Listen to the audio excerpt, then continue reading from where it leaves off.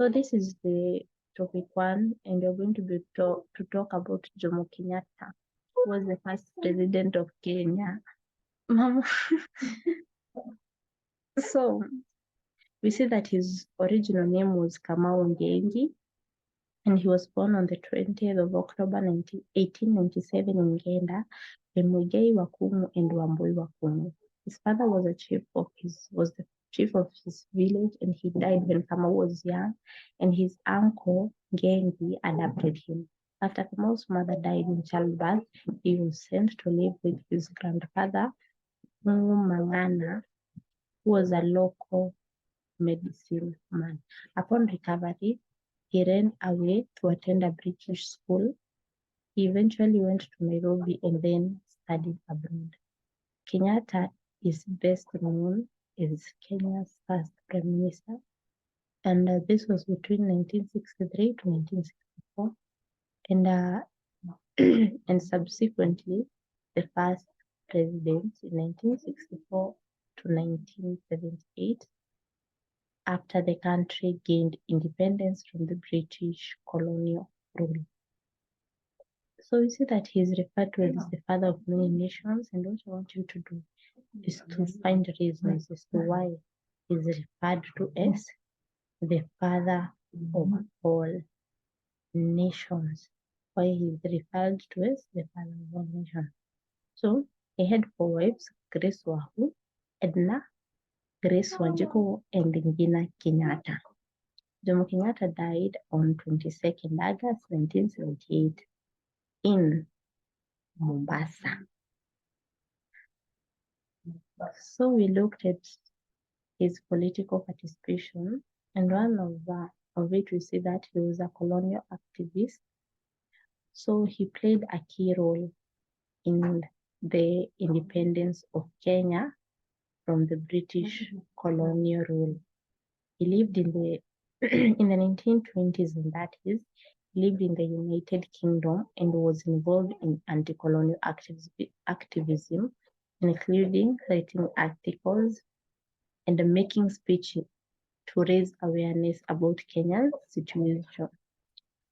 In May 1928, Kenyatta launched a monthly Kikuyu language newspaper, the Mwigwithania, which means he who brings together, aimed to gaining support from all sections of the Kikuyu. So another way in which he was involved in politics is after his return to Kenya. When he returned to Kenya on September 1946, and that is when he married his wife, Grace Wanjiku. He continued his political activities, becoming the president of Kenya African Union, the CAU, in 1947. Over the years, he's traveled through Kenya campaigning for independence. So his imprisonment, Kenyatta was part of the Mau Mau movement. On 21st October 1952, he was arrested. The trial lasted for several months, and the judge was very hostile to Kenyatta. On the 8th April 1953, Kenyatta was sentenced to 7 years for managing the Mau Mau terrorist organization. He spent the next 6 years in Lokitong before being moved to a permanent restriction at Lodwar, a very remote desert army post, on 14th April 1956. So the path to independence, Kenyatta played a crucial role in the negotiations for Kenyan independence. During Kenyatta's conviction, the nationalist leadership was taken by Tom Mboya and Oginga Odinga.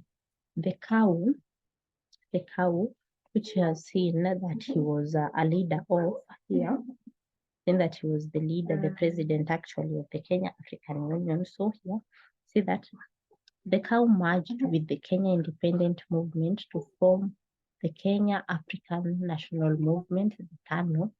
The Kenya African Democratic Union, the KADU, was formed as an opposition party. Mboya and Odinga campaigned for Kenyatta's presidency in KANU in his absentia. Kenyatta was finally released on 21st August 1961, And in 1963, Kenya became an independent nation. And in 1964 is when he became the president of the Republic of Kenya. So we look at his presidential leadership. As president, Kenyatta sought to build a unified nation, addressing issues of tribalism and ethnicity. His policies included land reforms and efforts to modernize Kenya's economy. We see that Kenyatta was a leader of the KANU, the dominant party in Kenya during his presidency, and this is the party in which he used all through his reign, and is still the same party that was used by Moi during his reign. Then we look at his role. His presidency was characterized by authoritarian style governance. He suppressed political opposition and maintained a one-party state, with the main party being the KANU, Kenya African National Union. Lastly, we look at his legacy. So Jomo Kenyatta is widely regarded to as the founding father of Kenya. His leadership played a vital role in Kenya's transition to independence in the early post-independence period. His presidency lasted until his death in 1978, after which he was succeeded by Daniel Arap Moi. So we have looked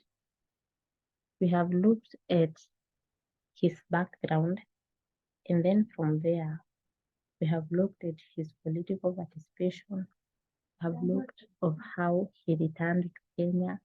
We have looked about his imprisonment, the path to independence, his legacy, and his role. So that is all. Thank you.